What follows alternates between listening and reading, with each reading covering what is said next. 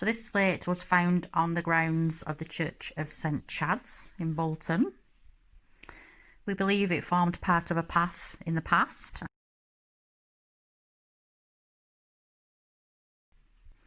The church itself was founded in 1938 and is currently a Grade 2 listed building.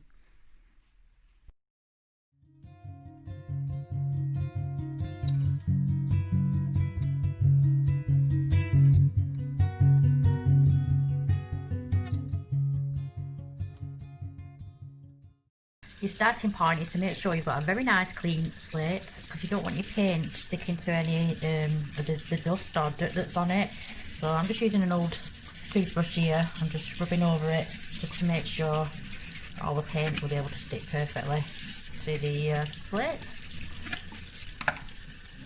So we've got a nice clean slate here. It's quite a big thick piece, this.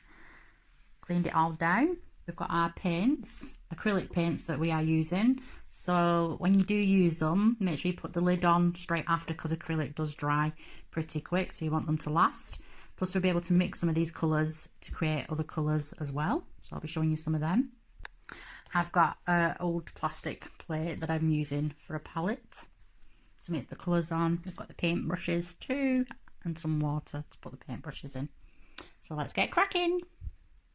So before you start, unless you feel confident enough to be able to paint straight onto the slates, maybe just get a bit of scrap paper and a pencil and just draw some ideas that you might want, or do your design on the paper first and then you can copy it onto the slate. Here's an idea that I've had. I mean, I've had a couple, but here's my idea. As the theme that I'm using is connection, and it's a community place as well, and there's been a lot of community involvement. I'm thinking of the garden, I'm thinking of the helping hands, and obviously during the time period as well, and the connection, the rainbows. This is the idea that I had to paint on the slate.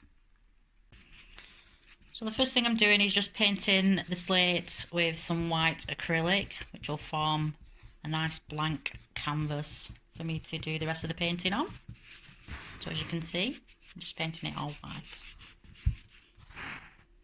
I am also painting the sides, but I'm not painting underneath, just the sides, because part of the artwork that I'm going to put on this slate will overlap on the sides too. Just going to let it dry. Won't take long, doesn't take long for acrylic to dry. So I'm just starting with the first colour of the rainbow, and all I've done is use the tip of the brush and just blotted the end of the brush all round. I'm not doing any straight lines or brush strokes or anything. And then with the end of the brush, this part, the top of the brush should I say, I've just put little dots. It's just a nice effect, other than just doing brush strokes, more speckled. So the next colour on the rainbow is orange. Now I haven't got any orange paint, so we're going to make some orange. I'm going to mix some red and yellow together. So I've put a blob of red on, and now I've just added the yellow. I'm just going to mix it together. Might have to add a little bit more yellow to that one.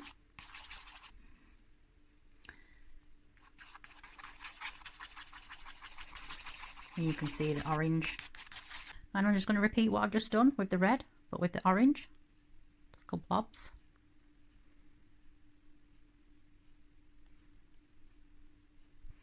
So now I'm just going to move on with the yellow, which is the next colour.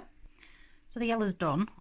What I have done is I've just dabbed in between the yellow and the orange there, just to blend it in a little bit. Just little dabs. So the next colour is green. I haven't got any green, so I'm going to mix some blue and yellow together.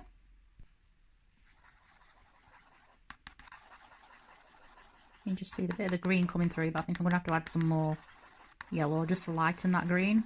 It's a little bit dark. As you can see, it's lightening the green a little bit. That's the perfect green. So that's the green added. So the next colour is blue, but because the colour after that is indigo, which in effect is actually like a darker blue, I'm just going to lighten this blue just to give it a lighter tone, simply by just adding white to it. So the next colour is Indigo. It's like a dark blue, but I've read you have to add red to blue, more blue than red. Let's see what more red to it.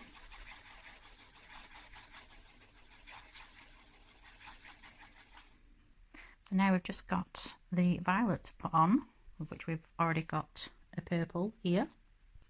And there we have the rainbow. So what I'm going to do now is just start adding the other colours to the dots and just spread it out. So red, yellow, green, orange, green, blue. You can see the colours, and I've brought them all around the back here. Just left the front because I'm going to put something else there. I'll just let that dry and then I'll move on to the next bit. So my next bit is going to be a black silhouette with the two hands and a tree to represent the garden. Like I said, this is my rough sketch here that I'd done for my idea. If you wanted to, you could draw your rough sketch, or you could draw your idea on a piece of paper, cut it out and draw around it on the slate if it makes it easier, so that you don't have to keep going over and over it again, just in case you make any mistakes.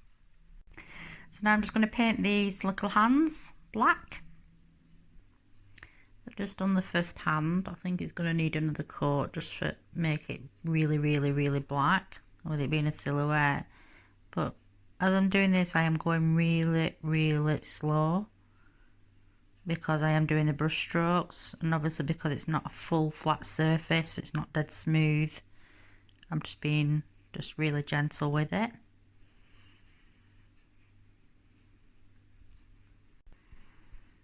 So I've painted the hands, and just while they're drying, I've started drawing the tree branches.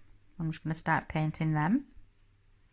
So it's coming along nicely. I've done the branches, and now I'm just adding these leaves. Really simple.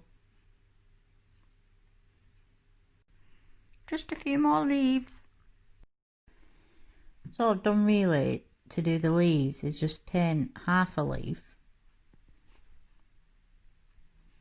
and then just half a leaf for the other side.